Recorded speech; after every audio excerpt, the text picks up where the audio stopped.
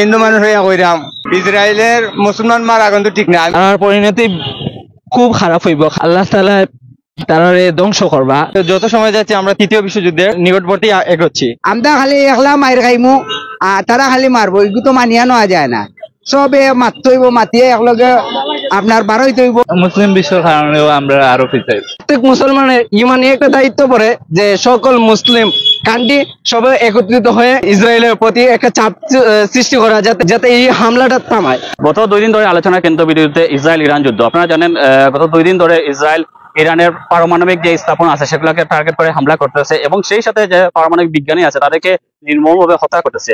এর ফলে Israel Iran যুদ্ধ নতুন ভাবে ছড়িয়ে পড়ছে, মধ্যপ্রাচ্যে এবং বাংলাদেশের মানুষ আসলে এই বিষয় নিয়ে আতঙ্কিত কি না এবং মুসলিম বিশ্বে কি করণীয় এই যুদ্ধ বন্ধের জন্য তা আমরা জানতে চাবো সাধারণ মানুষের কাছ থেকে। ইসরায়েলের মুসলমান মারা কিন্তু ঠিক না, আমি হিন্দু মানুষ হইয়া কইরাম ধর্ম সবার কিন্তু মারামারিটা ঠিক না। মুসলমান তো এরা মানুষ নাই, আমরাও মানুষ তারাও মানুষ, সবাই মিলে চলতাম, বুঝলি? তারাও কথা স্যার আমরা ভালো লাগে না। বর্তমানে ইরান এবং ইসরায়েলের যুদ্ধ চলতেছে আর তার পরিণতি খুব খারাপ হইব। কারণ হইল গিয়া আল্লাহ তাআলা তারারে ধ্বংস করবা, ইহুদিদের ধ্বংস করবা। কারণ হইল গিয়া তারা মুসলিম রাষ্ট্রের বিভিন্ন বোমা হামলা করে, নিরীহ মানুষের হত্যা করে।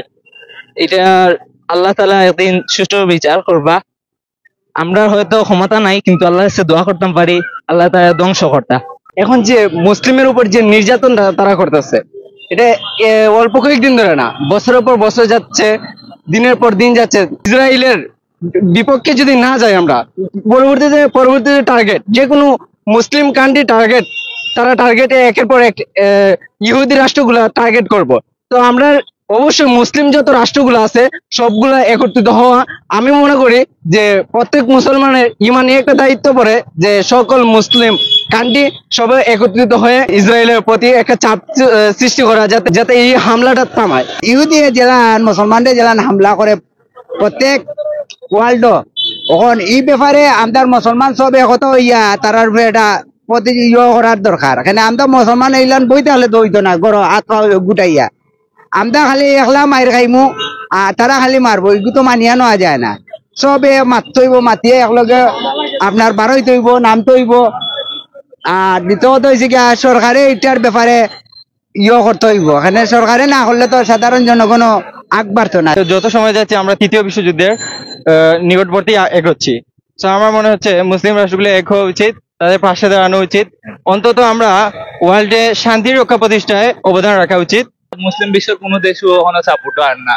কোনো যে হামাসরে যারা নষ্ট করলো বাদে তারা যারা ফিলিস্তিনরে ধ্বংস করলো, এই সময় তো কেউ আসিল না, কেউ সামনে খার হইতো না। আমরা মানে মুসলিম বিশ্ব এক হওয়া লাগবো। এগুলো যদি রুখে দাঁড়াইতে চাই তাহলে আমরা সব একলগে দাঁড়াইতে হইব একলগে। নাইলে দেখবা আপনারা জাতিসংঘ কোনো সাপোর্ট দেয় না, কোনো জায়গায়ও আমরা সাপোর্ট দেন না। আমরা মেন মুসলিম বিশ্বের কারণেও আমরা আরো পিছাই।